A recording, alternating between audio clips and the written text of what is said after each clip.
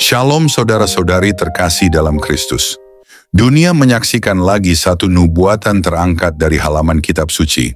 Pada tanggal 8 Mei 2025, dari kota Tel Aviv, sebuah pernyataan tegas dan mengejutkan keluar dari mulut Menteri Keamanan Nasional Israel, Itamar Ben-Gvir. Hamas akan lenyap dalam waktu 6 bulan ke depan.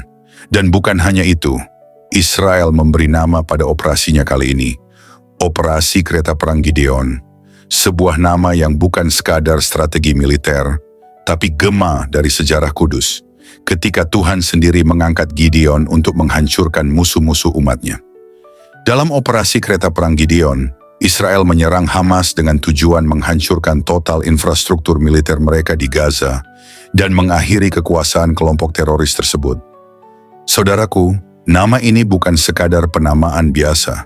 Nama ini menggemakan sejarah kudus dalam kitab suci saat Tuhan memilih Gideon, bukan karena jumlah tentaranya banyak, bukan karena kekuatannya luar biasa, tapi karena iman dan ketaatannya kepada Allah. Namun di tengah perang ini, ada hal lain yang lebih mengguncang. Amerika Serikat, sekutu lama Israel, teman setia dalam banyak pertempuran, pelindung yang dulu berdiri di garis depan bersama mereka, kini memilih jalannya sendiri.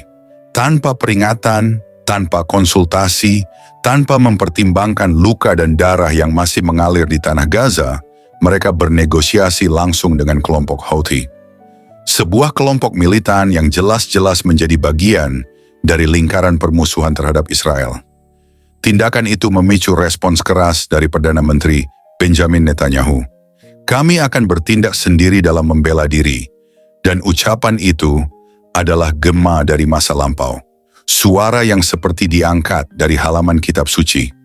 Sebuah deklarasi yang mengingatkan kita akan Gideon yang berkata, "Kalau hanya 300 orang yang Tuhan tinggalkan untukku, maka dengan 300 itu aku akan maju sebab Tuhan berjalan di depanku." Apakah ini hanya peristiwa politik biasa? Apakah ini hanya pergantian strategi diplomatik? Tidak. Ini adalah pola surgawi, pola yang sudah Tuhan tetapkan sejak zaman purba, sejak zaman Gideon. Ingatlah, Gideon tidak memulai perang dengan pasukan yang kuat, justru sebaliknya. Ketika dia memanggil umat Israel untuk berperang, 32.000 orang menjawab panggilannya. Tapi Tuhan berkata, terlalu banyak. Mengapa? Mari kita buka firman Tuhan. Hakim-Hakim 7 ayat 2, berfirmanlah Tuhan kepada Gideon, "Terlalu banyak rakyat yang bersama-sama dengan engkau itu daripada yang kuhendaki untuk menyerahkan orang Midian ke dalam tangan mereka. Jangan-jangan orang Israel memegah-megahkan diri terhadap aku sambil berkata, tanganku sendirilah yang menyelamatkan aku." Tuhan menolak kemenangan yang bisa dijelaskan oleh kekuatan manusia. Tuhan tidak mencari statistik. Tuhan tidak butuh superioritas militer.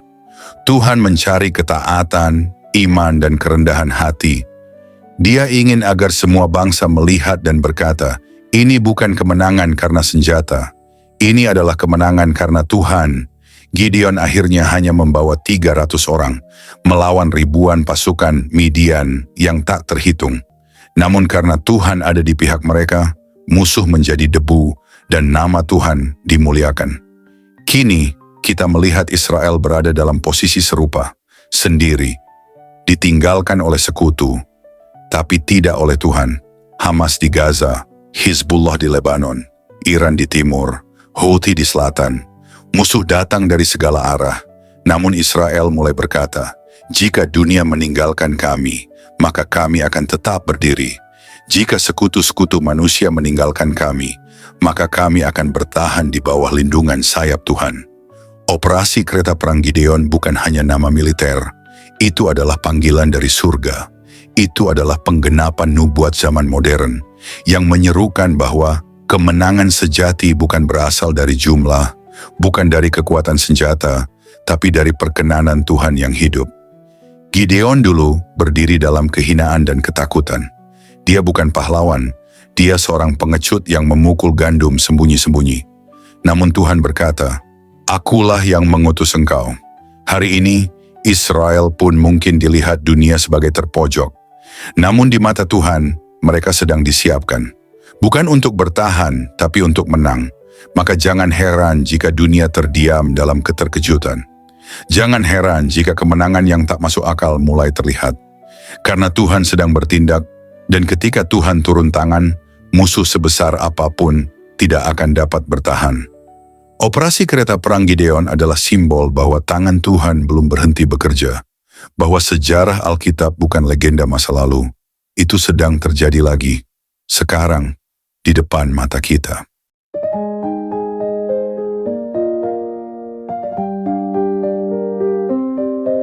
Shalom saudara-saudari, terkasih dalam Kristus. Selamat kita berjumpa kembali dalam renungan sore ini. Saya percaya saudara semua telah melewati hari ini dalam penyertaan dan anugerah Tuhan yang besar.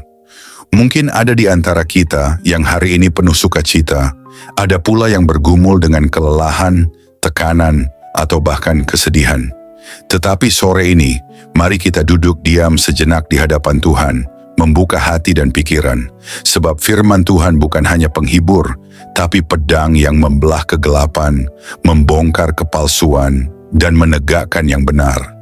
Dalam setiap renungan ini, biarlah api hadiratnya membakar segala kelam, membangunkan hati yang tertidur, dan mengarahkan hidup kita kembali ke jalan yang dikehendakinya.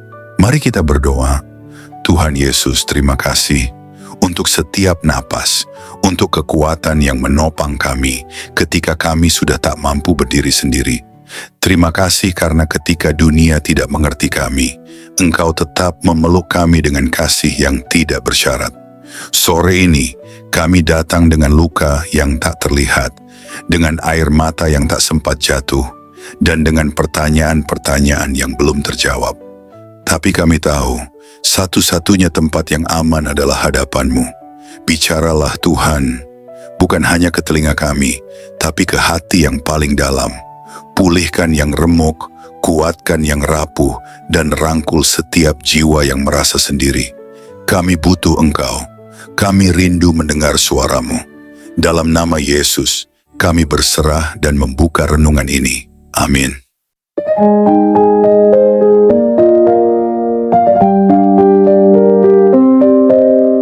Saudara-saudari terkasih dalam Kristus, sore ini kita tidak hanya menyaksikan berita. Kita sedang menyaksikan nubuat yang berdetak, bukan dari suara manusia, tapi dari nafas Allah sendiri. Operasi kereta perang Gideon bukan sekadar strategi militer. Itu adalah pernyataan surgawi, bahwa Tuhan belum selesai dengan Israel, dan bahwa peperangan yang sedang terjadi bukan sekadar geopolitik. Ini adalah panggung penggenapan nubuatan akhir zaman. Dan jika Israel sedang berdiri sendiri di medan perang, maka dunia harus mulai bertanya, siapa yang berdiri bersama Tuhan? Siapa yang berani berpihak kepada kebenaran saat dunia memilih kompromi dan ketakutan? Hari-hari ini bukan hari biasa. Ini adalah hari penentu, hari ujian bagi umat Tuhan. Apakah hati kita masih lembut untuk menangis melihat janji-janji Tuhan digenapi? Ataukah kita menjadi dingin, membeku dalam rutinitas agama yang kehilangan api? Lihatlah, dunia sedang berbalik dari Israel. Para pemimpin besar bersikap netral atau bahkan mulai menekan mereka. Tapi langit tidak diam, surga tidak tinggal tenang. Sebab Tuhan tidak sedang mencari dukungan politik, Tuhan sedang mencari hati yang setia. Gideon tidak menang karena kekuatan. Israel tidak akan menang karena aliansi. Kemenangan hanya datang ketika Tuhan sendiri berjalan di depan. Dan hari ini, Tuhan sedang berjalan lagi. Saudara, jika dunia meninggalkan Israel, jangan biarkan gereja ikut-ikutan menjadi buta dan tuli terhadap apa yang sedang terjadi. Jangan biarkan mimbar-mimbar kita penuh dengan kata-kata kosong, sementara Tuhan sedang berbicara keras melalui sejarah. Hari ini Israel berada dalam posisi yang sama seperti Gideon. Terkelilingi, terpojok, tidak punya cukup kekuatan secara logika manusia. Namun sama seperti Tuhan menyaring 32.000 pasukan menjadi hanya 300. Hari ini pun Tuhan sedang menyaring umatnya. Tuhan sedang bertanya kepada dunia dan gereja, apakah engkau percaya kepadaku saat tidak ada yang mendukungmu? Apakah engkau masih taat saat semua orang meninggalkan jalanku? Saudaraku, Akan datang hari ketika dunia akan terkejut, bukan karena senjata, bukan karena strategi, tapi karena Tuhan sendiri mengangkat tangannya dan berkata, "Cukup, aku akan bertindak." Dan saat Tuhan bertindak, bangsa-bangsa akan gemetar, musuh akan berjatuhan, dan hanya nama Tuhan yang akan dipermuliakan. Maka sore ini, jangan pilih diam, pilih berdiri di pihak Tuhan, pilih berseru untuk kebenaran, pilih untuk tidak menjadi generasi yang netral ketika langit sedang berperang. Biarlah air mata kita menjadi doa, biarlah keberpihakan kita menjadi persembahan, dan biarlah keberanian kita menjadi bukti bahwa kita tidak malu berdiri di sisi Allah Israel. Karena satu hal pasti, ketika Tuhan memulai perang ini, tidak satu pun musuhnya akan mampu bertahan. Mari kita berdoa. Terima kasih Tuhan Yesus atas firman-Mu yang kami dengarkan sore ini.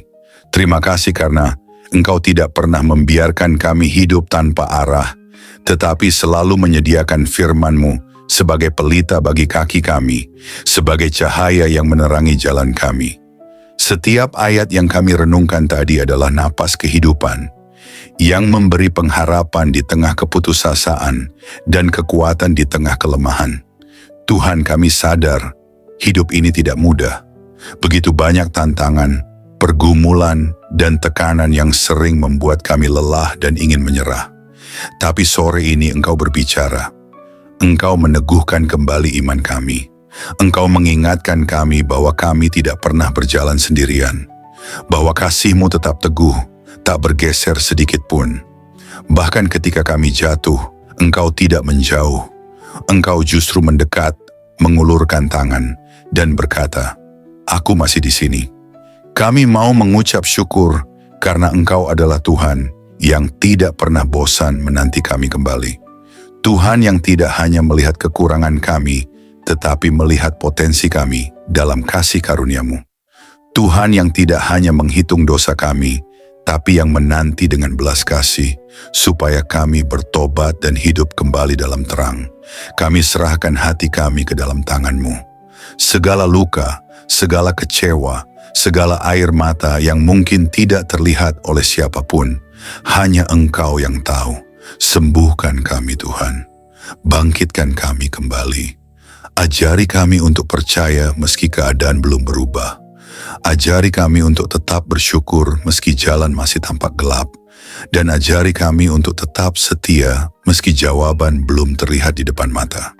Kami juga berdoa untuk setiap orang yang mendengar renungan sore ini. Biarlah setiap firman yang ditaburkan tidak gugur sia-sia, tetapi bertumbuh dan menghasilkan buah dalam kehidupan yang nyata. Buah pertobatan, buah iman, buah kasih, dan buah kesetiaan kepadamu.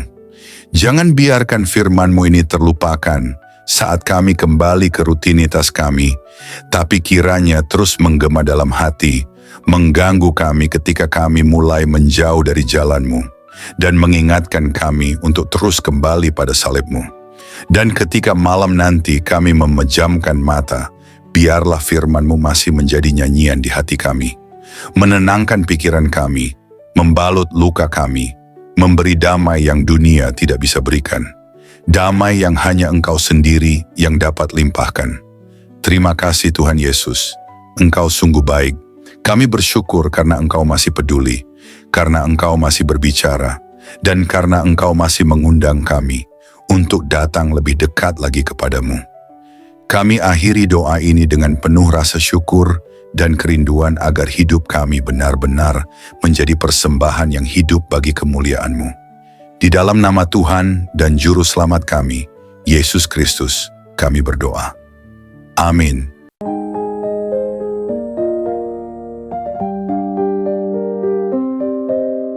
Puji Tuhan, saudara yang dikasihi oleh Tuhan, saya percaya bahwa firman Tuhan selalu menjadi berkat, kekuatan, dan penghiburan bagi setiap kita. Dalam setiap perjalanan hidup, kita mungkin menghadapi berbagai tantangan, pergumulan, dan ujian, tetapi firman Tuhan selalu memberikan jawaban, pengharapan, dan kekuatan yang baru. Roh Kudus yang telah diberikan kepada kita akan selalu menolong dan membimbing kita untuk semakin memahami kebenaran firman Tuhan. Dia akan menerangi hati dan pikiran kita agar kita dapat hidup sesuai dengan kehendak-Nya, berjalan dalam terang-Nya, dan mengalami kehidupan yang penuh dengan kasih karunia serta kemenangan di dalam Yesus Kristus. Jangan pernah takut atau khawatir, sebab Tuhan selalu beserta kita. Dia yang memegang kendali atas segala sesuatu, dan janjinya adalah ya dan amin. Percayalah bahwa setiap langkah hidup kita telah dirancang untuk membawa kita kepada rencananya yang indah. Pegang teguh firman-Nya, berdoalah dengan iman, dan hiduplah dalam ketaatan kepadanya, maka kita akan melihat kemuliaan Tuhan dinyatakan dalam hidup kita. Tuhan Yesus memberkati saudara semua. Teruslah bertumbuh dalam iman, kasih, dan pengharapan di dalam Kristus. Sampai jumpa dalam renungan berikutnya. Kiranya damai sejahtera Tuhan senantiasa menyertai kita semua.